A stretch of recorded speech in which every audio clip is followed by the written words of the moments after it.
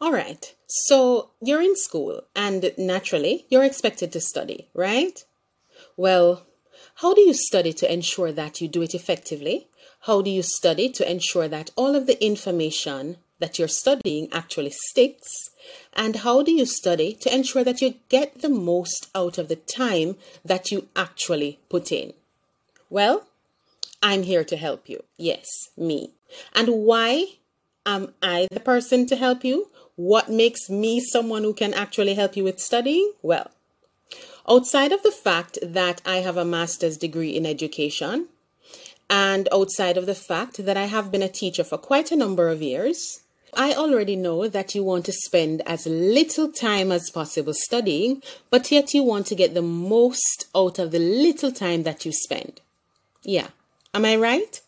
Or am I right? I'm going to give you 5 power-packed tips that will help you in your studying and that will help you to ensure that you study effectively. Are you ready? Let's go.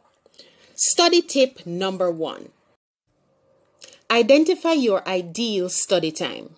Notice the word ideal, meaning my study time might not be yours.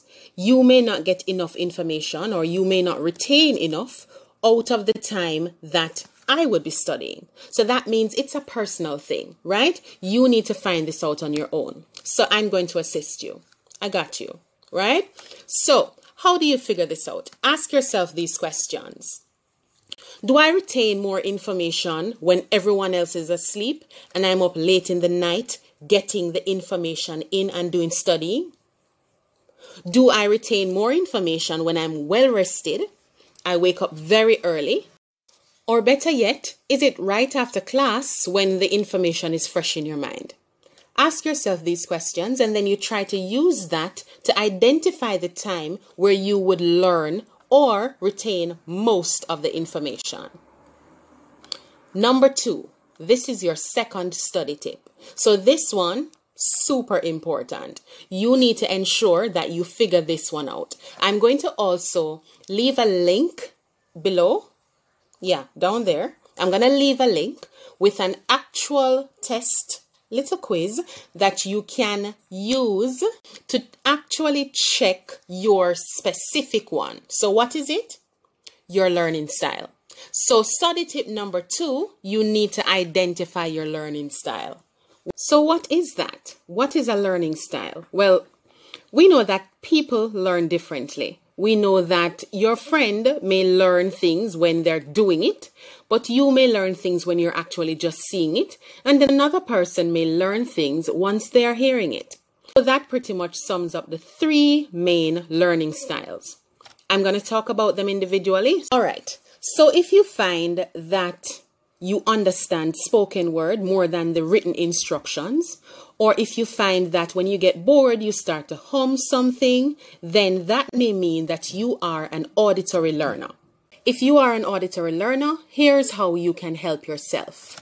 Number 1, you read your assignments out loud. That way, you actually hear yourself saying the information, so it will stick into your mind. Number 2, record yourself saying out the information that you learned in class or spelling things that you may be unfamiliar with. That way, again, you're actually hearing it.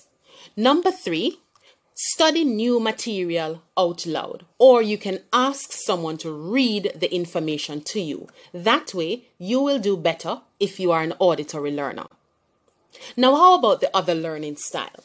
Now, if you find that you understand or remember the things that you see, or it is better for someone to draw something to show you and you understand it better, then it may mean that you are a visual learner. Visual learners often close their eyes to visualize what it is that they want to remember, or they may find that they tend to jump and watch something if they become bored. Are you a visual learner? Are you? If you're a visual learner, here's how I'm going to help you. Or better yet, here's how you can help yourself. Number 1, use flashcards to learn new information. That way you can arrange them how you want to, in the order that they appear, especially with a subject like history.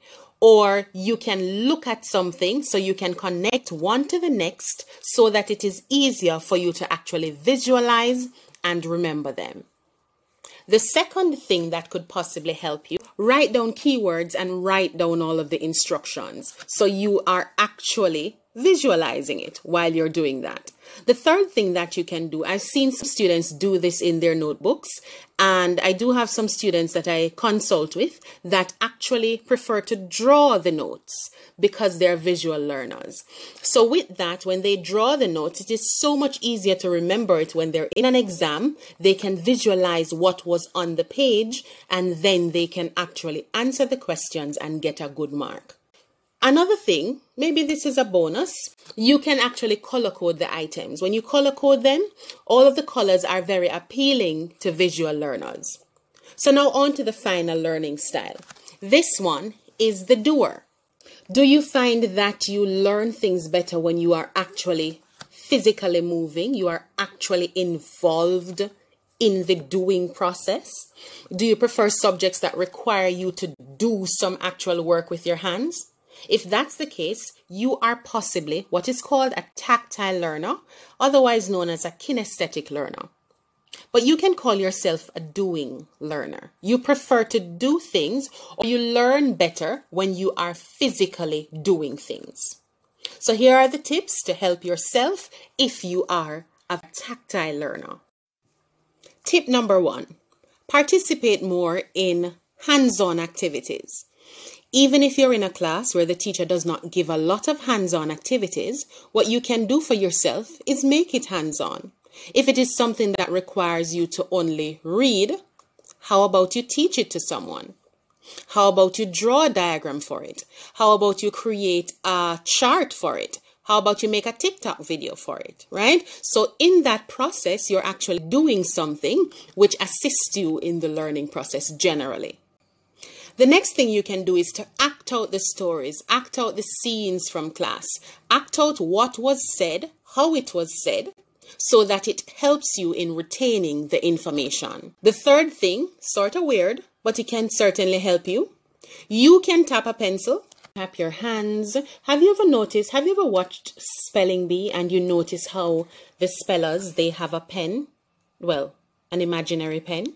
And they hold out their hand and they pretend to be writing a word in their hand.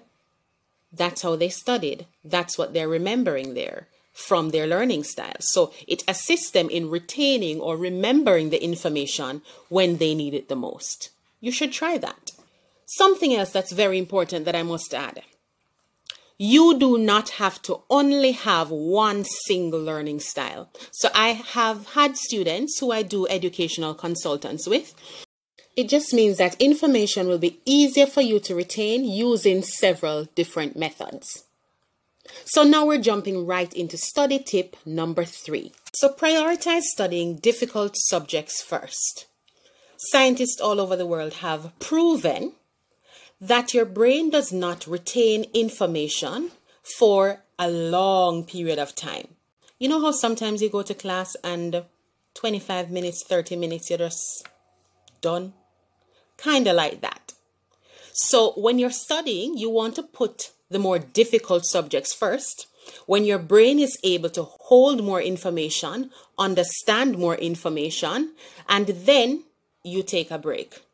This is another reason why you're not supposed to be studying for extensive periods of time.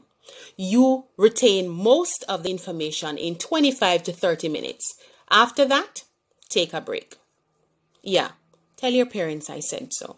Take a break. Now, I don't mean a long break.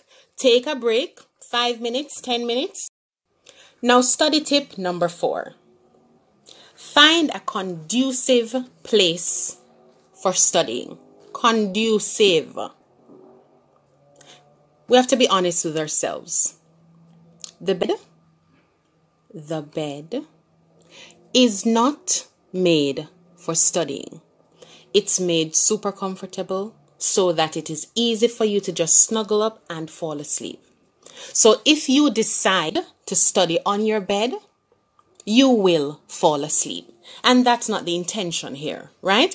So you need to find a space a specific space that is created in such a way where your brain can function. You have all the items that you need right in front of you, so you don't have to get up every minute to go and get something. That's your ideal place for studying. That takes us to our final study tip. Study tip number 5. Get enough sleep. Now, this may not sound like a study tip, but it is actually a very important study tip. This is also why it is so important for you to study months or weeks before your exam, so that you allow yourself time in between to get rest and for your brain to be able to retain all of this information. Now for the bonus tip. I know I said 5, but I'm going to give this bonus. We all love food. And there are some types of food that actually help with your learning. These foods are called brain foods. I'm going to put a list of the brain foods that you can actually eat that will help you to retain information. Good, right? Like you have a reason to actually eat. Nice. So, finally, use this time, set up your study spaces, check your learning style, try to find an area or an ideal study space and an ideal study time. Check out the list of foods, see how much you already have in your kitchen, and get studying. You can do this. I know you can. So I've placed the learning style quiz below. So go ahead, take the quiz, come right back and comment. Also, ensure that you like, subscribe to the channel. We are going to help you to be successful in your online classes. Thank you so much for watching. It is always a pleasure to assist you.